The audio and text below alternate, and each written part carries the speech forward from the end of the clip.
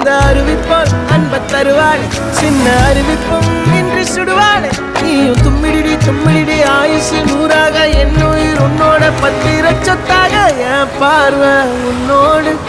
உன் பொம்மை கண்ணோடு பேசாமல் என்னோடு